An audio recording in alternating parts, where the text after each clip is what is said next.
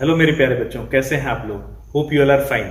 सबसे पहले मैं बहुत बहुत धन्यवाद देना चाहूंगा आप लोगों का कि आपने लास्ट वीडियो में इतना अच्छा रिस्पांस दिया और सच में ये इंस्पायरिंग होता है, अच्छा लगता है और हम मोटिवेट होते हैं और अच्छा करने के लिए। So today's video is very important for दोस्त जो कोई भी एग्जाम देने वाले हैं, either be 9th class, 10th class, 11th class, 12th class या कोई भी कॉम्पिटेटिव एग्जाम देने वाले बच्चों के लिए भी ये वीडियो बहुत बेनिफिशियल होगी।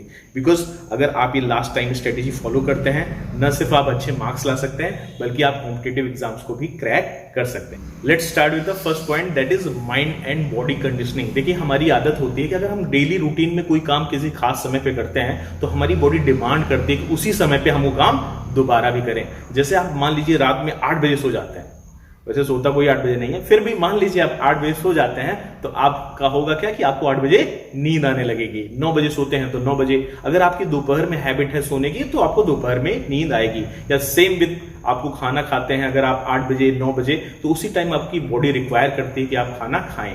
तो हमें अपनी बॉडी को ट्रेन करना है कि वो एग्जाम के लिए प्रिपेयर हो जाए। सो मान लीजिए आपका एग्जाम है 9 बजे से, 10 बजे से हो सकता है, 11 बजे से हो सकता है, इट डज नॉट मैटर। जितने बजे से भी आपका एग्जाम है आपको मेक श्योर करना है कि इस लास्ट 10 to 15 डेज में हमें खास स्ट्रेटेजी फॉलो करनी है। वो क्या है? और ये मैं बता दूं कि ये स्ट्रेटेजी इतनी इंपॉर्टेंट है, इतनी अच्छी है कि ये अगर आप फॉलो करते हैं तो आपको चेंज जरूर देखने को मिलेगा। ओके, सो हमें करना क्या है कि हमको एक दिन पहले उस टाइम पीरियड के लिए क्वेश्चंस तैयार कर लेने हैं। मान लीजिए हमारा एग्जाम होने वाला है 50 क्वेश्चंस का, तो हमको 60 या 70 क्वेश्चंस तैयार कर लेने हैं जिसका एग्जाम हमें उस दिन देना है। ओके, तो हमको करना क्या है कि 9 बजे से हमारा एग्जाम होने वाला है 15 दिन बाद से, तो मैं आज से ही डेली सुबह 9 बजे बैठ जाना है एक एग्जाम की मॉक करने के लिए। ओके, कि हमको एग्जाम की तरह का एक एटमॉस्फेयर क्रिएट करना है और उन 50-60 क्वेश्चंस को सॉल्व करना है। उससे होगा क्या कि आपकी बॉडी और माइंड उस खास समय में डेली एक्टिवेट हो जाएंगे।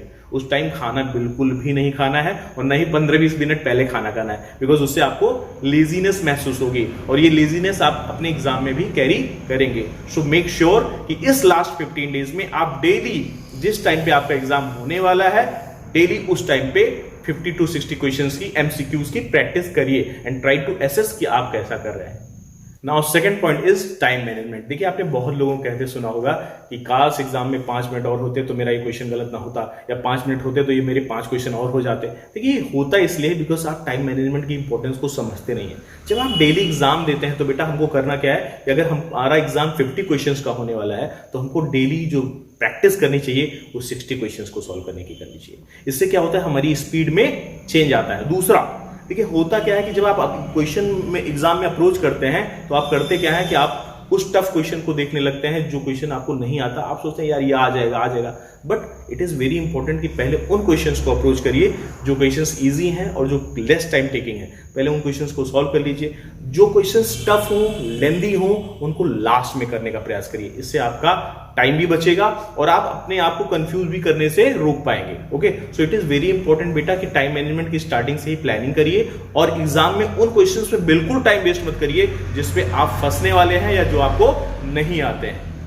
Now the third point is the basic mistakes we do while giving the MCQ exam. देखिए बेटा, जो 10th क्लास वाले हैं वो पहली बार MCQ बेस्ड एग्जाम दे रहे हैं तो उनके सामने एक OMR सीट आएगी।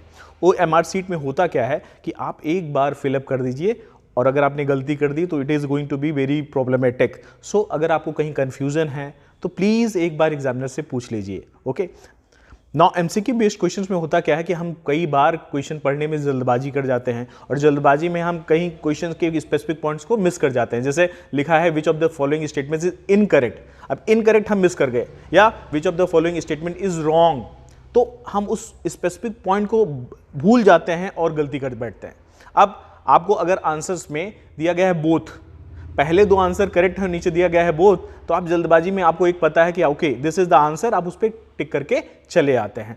साथ में आप none of the above, all of the following, इस सब तरीके के क्वेश्चंस में ये जो ऑप्शंस होते हैं इनको भूल जाते हैं। सो प्लीज बेटा, it is very important, none of the above, इन सब ऑप्शंस को ध्यान से पढ़िए, क्वेश्चन को 2 बार रिपीट करिए, because it is very important कि 2 बार क्वेश्चन पढ़ने के बाद ही आप आंसर दें, क्योंकि मेजॉरिटी ऑफ गलतियां जो होती हैं वो इसीलिए होती हैं क्योंकि बच्चे जल्दबाजी करते हैं। सो बेटा, जब भी MCQ बेस्ड क्वेश्चंस सॉल्व करिए, ट्राई टू रिवाइज इट, पहले डॉट्स लगाइए आंसर्स पे और दोबारा पढ़ करके फिर देखिए कि ओके और फिल करने के समय एक बहुत इंपॉर्टेंट बात आप ध्यान देनी है कि आप अगर 25वें क्वेश्चन का फिल कर रहे हैं ऑप्शन, तो एक बार कंपैरिजन कर देखो, ओके 25th का सी होगा, तो एक बार लाइन पूरी देखिए, 25th का सी आप भर रहे हैं कि बी तो नहीं भर दे रहे, बिकॉज एक बार आप गलती करेंगे तो आपके 4-5 क्वेश्चन गलत हो जाएंगे। सो इन बातों का ध्यान रखें।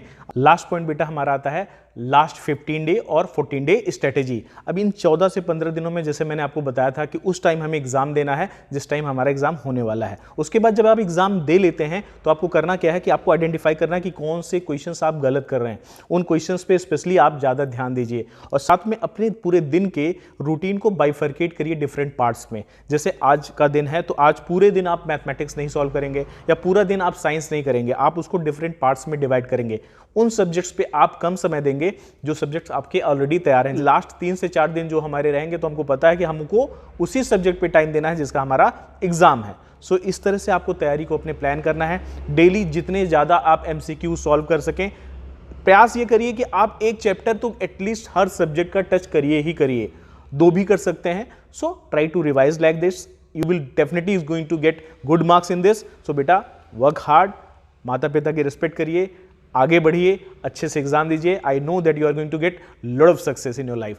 Thank you very much. अगर ये वीडियो आपको पसंद आया बेटा तो प्लीज़ कमेंट सेक्शन पे जाइए और बताइए मुझे अप्रिशिएट करिए। अगर नहीं पसंद आया तब भी ये मुझे बताइए कि सर इस चीज़ को आप इम्प्रूव कर सकते हैं। अगर आपको कोई टॉपिक पढ़ना है तो वो भी आप कमेंट सेक्शन में मुझे इंडिकेट कर सकते हैं। I would like to bring all the MCQs related to all the topics, और हर सब्जेक्ट से मैं MCQs लाऊंगा। किस सब्जेक्ट के आपको MCQs चाहिए, किस टॉपिक के आपको MCQs चाहिए, आप कमेंट सेक्शन में पूछिएगा। Thank you very much.